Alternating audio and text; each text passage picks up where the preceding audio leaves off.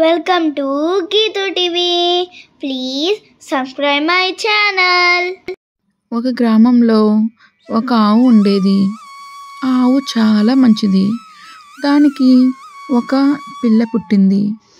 రోజు ఆ పిల్లని వదిలి అడవికి వెళ్ళి కొంత గడ్డి మేసి వస్తూ ఉంటుంది. అప్పుడు అక్కడ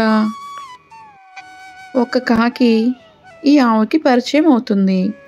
రోజు ఇద్దరు సరదాగా మాట్లాడుకుంటూ కాసేపు సమయం గడిపి వెళ్తూ ఉంటారు. రోజులానే ఆ రోజు కూడా సరదాగా మాట్లాడుకుంటూ కొన్ని పొడుపు కథలు విప్పుకుంటూ ఉంటారు. అందులో ఈ కాకి ఒక పొడుపు కథ అడుగుతుంది. మిత్రమా, ఈ పొడుపు కథ విప్పు. నువ్వు కాళ్ళు లేవు కానీ నడుస్తుంది, కళ్ళు లేవు కానీ ఏడుస్తుంది, ఏమిటది అని అడగగా ఆవు కాసేపు ఆలోచించి సమాధానం చెప్తుంది.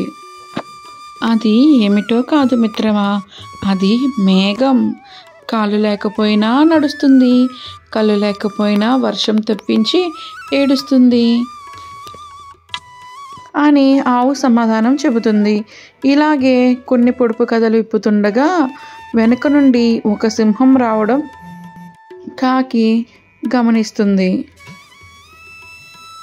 అప్పుడు కాకి, మిత్రమా పరిగెట్టు, సింహం నీ వెనకే వస్తుంది, నువ్వు త్వరగా పరిగెట్టు అని అరుస్తూ ఉంటుంది.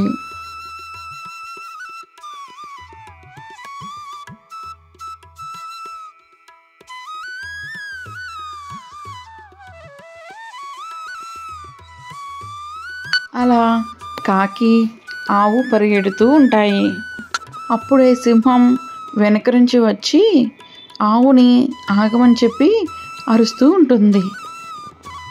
ఓ ఆవు, నువ్వు అక్కడే ఆగు. నేను నిన్ను ఈరోజు తినడం తథ్యం. నువ్వు ఎంత దూరం వెళ్ళినా నిన్ను వెంటాడుతాను. నువ్వు నాకు దొరకకపోతే నీ పిల్లను తినేస్తాను అని అరుస్తూ చెప్తుంది.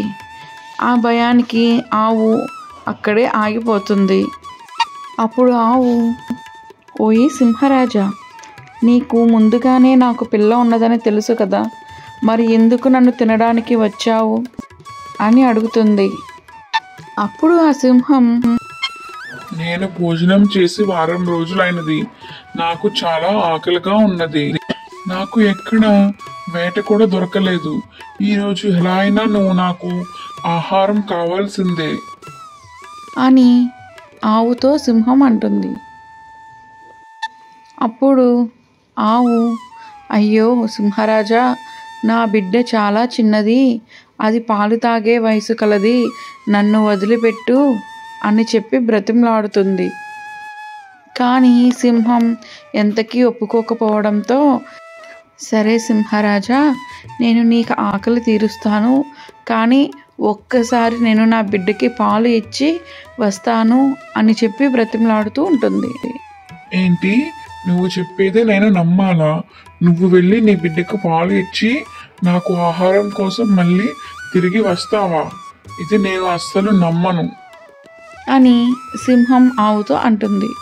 అప్పుడు ఆవు, నిజమే సింహరాజా, తప్పకుండా వస్తాను, నా మాట విను, నన్ను నమ్ము, ఒకే ఒక్కసారి చివరిసారిగా నా బిడ్డకు పాలు ఇచ్చి చూసుకొని వస్తాను, తర్వాత నేను నీకు ఆహారంగా నీ ఎదురుగానే నుంచుంటాను అని అంటుంది. అప్పుడు సింహం కాస్త ఆలోచించి, సరే అయితే వెళ్ళి త్వరగా రా అని చెబుతుంది. ఆవు కూడా, సరే నీకు ధన్యవాదాలు, నేను వెంటనే తిరిగి వస్తాను అని చెప్పి తన బిడ్డ దగ్గరికి వెళ్ళడానికి పయనమవుతుంది. అప్పుడు ఆవు చాలా బాధతో అక్కడి నుండి తన బిడ్డను చూడడానికి వెళ్తూ ఉంటుంది. ఆవు అలా దూడ దగ్గరికి వెళ్ళి దూడకి పాలు ఇచ్చి కొంచెం దాన్ని బుజ్జగించి జాగ్రత్తలన్నీ చెప్పి, జాగ్రత్తగా ఉండమ్మా అని చెప్పి కన్నీళ్లు పెట్టుకుంటూ ఏడ్చుకుంటూ ఆ పిల్లని దగ్గరికి తీసుకుని కాసేపు పట్టుకొని ముద్దులాడుతూ తర్వాత అదే కన్నీళ్లతో ఏడ్చుకుంటూ తిరిగి వెళ్ళిపోతుంది. సింహం దగ్గరికి వెళ్ళి ఎదురుగా నుంచుని, రాజా నేను వచ్చేసాను, నన్ను తిను సింహరాజా అని చెప్తూ ఉంటుంది. అలా అంటూనే తన బిడ్డ కోసం ఆలోచిస్తూ తల్లి లేకుండా నా బిడ్డ ఎలా ఉంటుందో అని చెప్పి బాధపడుతూ ఏడుస్తూ ఉంటుంది. అప్పుడు సింహం, నువ్వు నిజంగా వస్తావని నేను అస్సలు అనుకోలేదు. నీ బిడ్డను కూడా వదిలి నువ్వు ఇచ్చిన మాట మీద నిలబడ్డావు. నీ నిజాయితీ నాకు చాలా బాగా నచ్చింది. నేను నిన్ను తినాలంటే నాకు మనసు రావడం లేదు అని సింహం ఆవుతో అంటుంది.